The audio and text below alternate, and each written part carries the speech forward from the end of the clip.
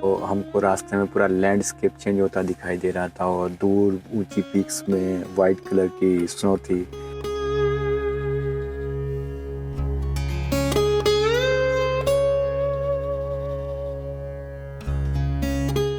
It was really beautiful and full of excitement that we will be going to that top.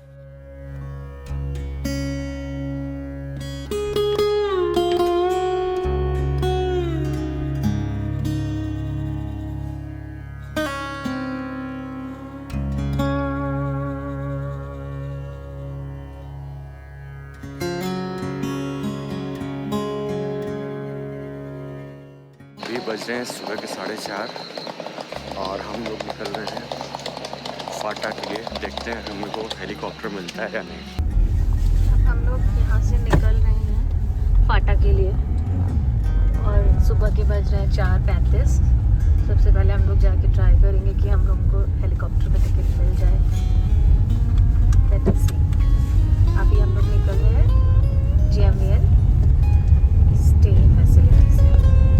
तो उस दिन सुबह जब हम अपने रिजॉर्ट से 4 बजे निकले तो हमारा अगला डेस्टिनेशन था फाटा। प्लान बहुत सिंपल था, हम सुबह हेलीकॉप्टर लेकर केदारनाथ जी जाएंगे और शाम तक दर्शन कर कर वापस आ जाएंगे।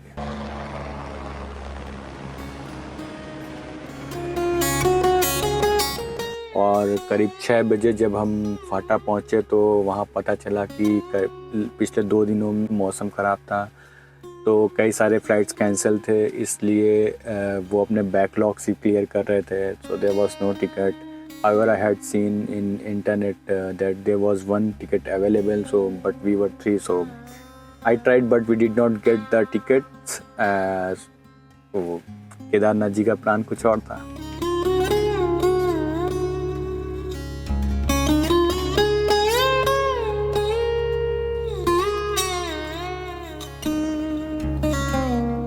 फिर हमें समझ में आ गया था कि केदारनाथ जी जाने के लिए हमें वही रास्ता लेना पड़ेगा जो हज़ारों सालों से लोग लेते हुए आ रहे हैं।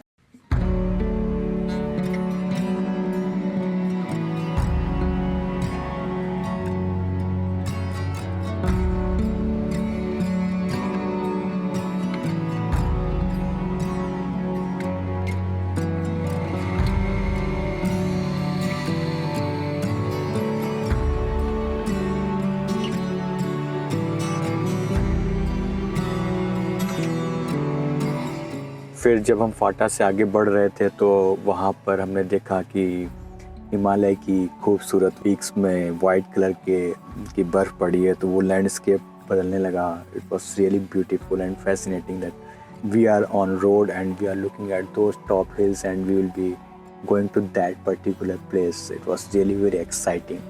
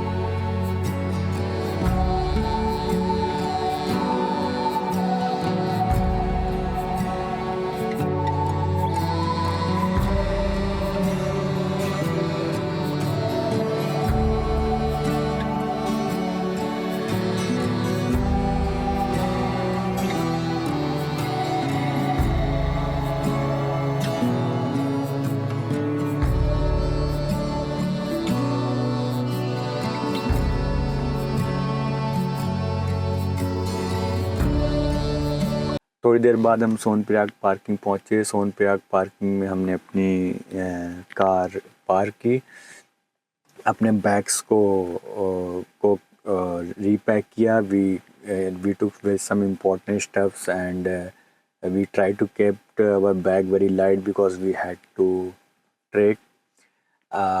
फिर सोनप्रयाग पार्किंग से हम निकले। तो जब आप सोनप्रयाग पार्किंग से निकलते हैं गौरीकुंड के लिए, तो वहाँ पे एक टैक्सी स्टैंड है जहाँ से कुछ पब्लिक ट्रांसपोर्ट हैं, जीप हैं जो शटल सर्विसेज देते हैं।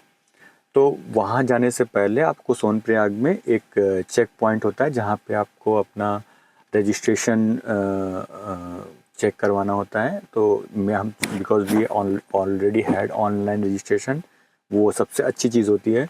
तो वो इमीडिएटली हो गया, उन्होंने स्कैन किया, हम आगे बढ़ गए। जिनके पास रजिस्ट्रेशन नहीं होता है तो वहाँ पर काउंटर्स हैं and you first register yourself and in Sonprayag and then you can go towards the Kedarnath ji.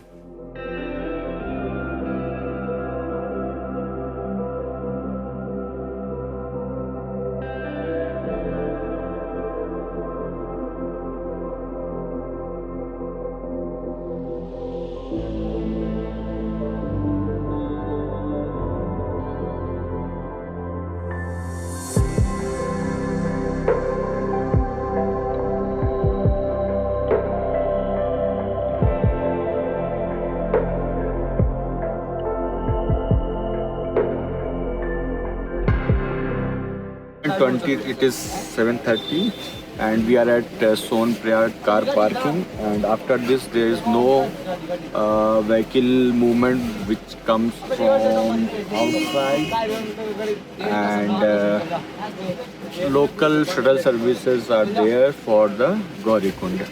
So now we will go to Gaurikund and from there we will start our trek or pony, whatever it may be.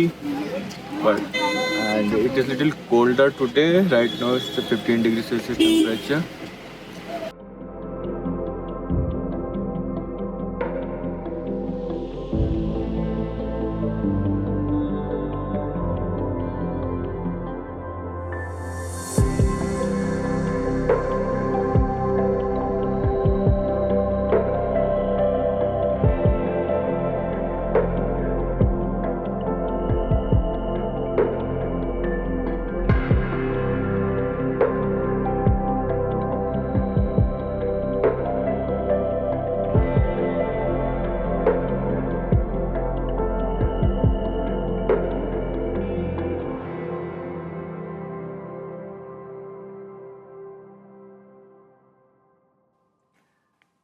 तो सोनप्रयाग से फिर हम walk करके तक, आई think it is around kilometre और सो, हम उस taxi stand पर पहुँचे और वहाँ पर हमने शटल जीप लिया। बहुत देर बाद मुझे बहुत अच्छा लग रहा था एक किसी व्हीकल में बैठ के, because I was driving for so long.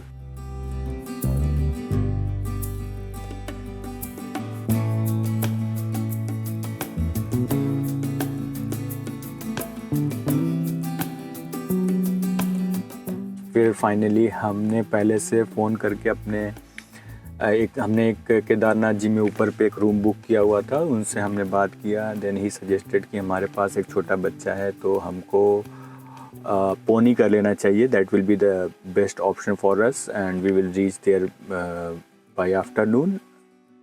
तो ponies generally take 4 to 5 hours, तो वो हमारे लिए ईजी रहेगा। और फिर उन्होंने एक पोनी हैंडलर का नंबर दिया, हमने उनसे बात किया। फिर वहाँ पर एक जगह जहाँ पे घोड़ा पड़ाव कहते हैं आई थिंक, वहाँ पर फिर हमने काउंटर में पेमेंट किया। तो आप हमेशा जब भी पोनी लीजिए आप काउंटर में पेमेंट करिए और वो काउंटर से आपको वो पोनी ऑपरेटर का आईडी कार्ड देंगे, और वो बहुत इम्पोर्टेंट है बिकॉज़ यू नेवर नो कि रास्ते में क्या होगा। हमने वहाँ पे पेमेंट किया और फिर हम वहाँ से चल दिए।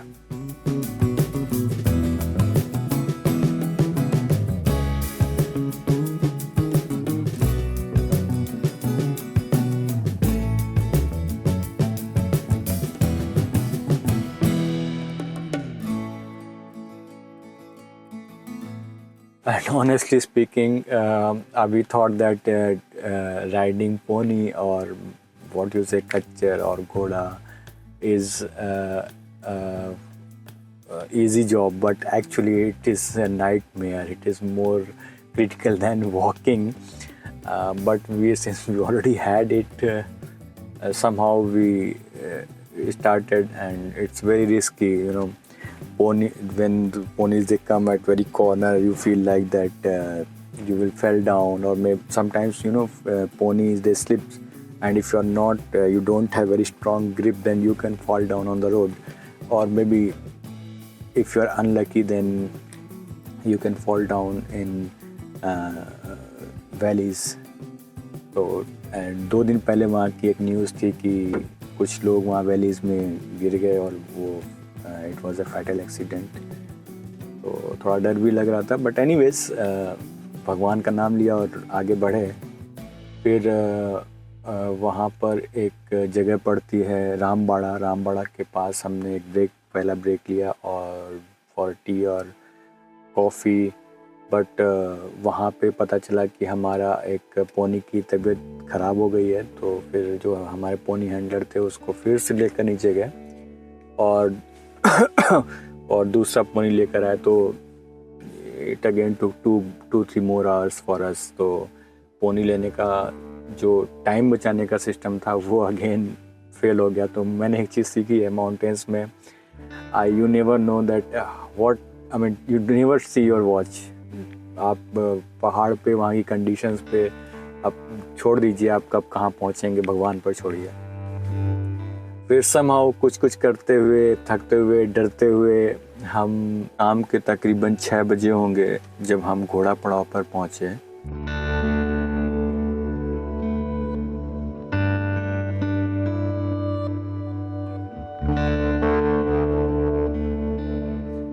और जब आप घोड़ा पड़ाव से केदारनाथ जी की तरफ आगे बढ़ते हैं तो थोड़ी दूर चलने के बाद आपको एक छोटा सा टेम्पल का टिप दिखाई देता है. और जैसे आप वो देखते हैं ना, तो वो एक बहुत ही अलग फीलिंग होती है कि फॉर दिस वी केम सो फार. और इस मेनली जब आप लाइफ में पहली बार इस चीज़ को महसूस करते हैं, इस चीज़ को एक्सपीरियंस करते हैं, it's like a big achievement you have made in your life visiting Kedarnath जी.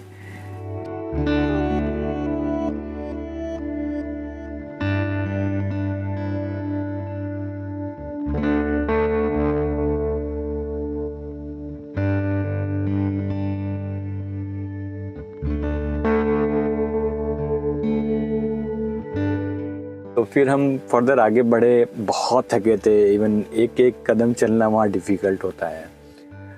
हम अपने बुक्ड रूम में गए, वहाँ पे हमने सामान रखा. हमने तब तक हमारे लैंडलॉर्ड ने हमको फ़ोन करके बोला कि शाम के 7 बजे आरती होने वाली है और आप लोग मंदिर प्रांगण में आ जाइए. तो फिर हमने फटाफट अपना सामान रखा, रूम लॉक किया and we walk down to the temple. हाँ, वो अनुभव तो उसके लिए मैंने एक अलग वीडियो बनाया है, और जो कि वो ऑलरेडी लिंक्ड है इन इस वीडियो के डिस्क्रिप्शन में भी, आप जाके वो लिंक देख सकते हैं. वो बहुत ही मतलब अलग अनुभव है जब आप मंदिर के सामने होते हैं, पीछे पहाड़ियाँ होती हैं. तो अब मैं इसमें बहुत डिस्क्राइब नहीं करूँगा, ऑलरेडी मैं डिस्क्राइब कर चुका हूँ. You go and watch that video.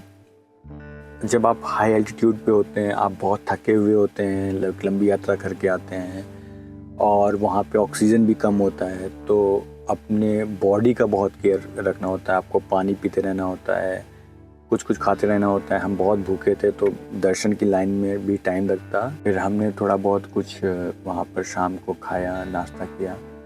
मंदिर के प्रांगण के चारों तरफ थोड़ा सा घूमे शाम को, बहुत अच्छा लग रहा था. फिर हम समहाउ और अदर हम लाइन में लगे, और थोड़ी देर लाइन में लगने के बाद हमारे रात में दर्शन, I think it was around 9, हमारे दर्शन हुए. और वहाँ से जब हम बाहर निकले तो एक सन्यासी बाबा आ गए. उनकी मैं फ़ोटो यहाँ पे दिखाऊंगा. वो बहुत ही दिव्य स्वरूप था उनका, और वो कुछ बोल नहीं रहे थे, वो सिर्फ मुस्कुरा रहे थे. सिर्फ मुस्कुरा के वो रिस्पॉन्ड कर रहे थे. हम लोग मिले, उनकी ब्लेसिंग्स ली. फिर मंदिर प्रांगण के अराउंड घूमे, थोड़ी बहुत पिक्चर्स ली, और उसके बाद हम लोग बहुत थके थे। फिर हम अपने रूम पर आए, थोड़ा देर सोए, लेकिन नींद नहीं आ रही थी। समहाउ कुछ घंटे बिताए, मोबाइल फ़ोन को चार्ज किया और फिर मैं रात में तकरीबन 3 बजे बाहर आया। वहाँ का टेम्परेचर -1 था, बट वो बहुत ही अच्छा एक्सपीरियंस था। उधर आने के बाद फिर मैंने वहाँ का जब माहौल लिया तो मुझे लगा कि हम लोग सुबह 4 बजे तक निकल सकते हैं, क्योंकि वहाँ 4 बजे के बाद ही अलाउ होता है। अगली सुबह हमें फिर जल्दी निकलना था। करीब 4 बजे हम उठे और अंधेरे में ही वापस चल पड़े। पीछे मुड़कर एक बार फिर श्री केदारनाथ जी को प्रणाम किया और फिर उस धाम से नीचे की ओर हमने वापसी शुरू की। हम केदारनाथ जी से लौट रहे थे, लेकिन सच कहूँ कुछ तो रह गया है, शायद अगली बार फिर मिलने को।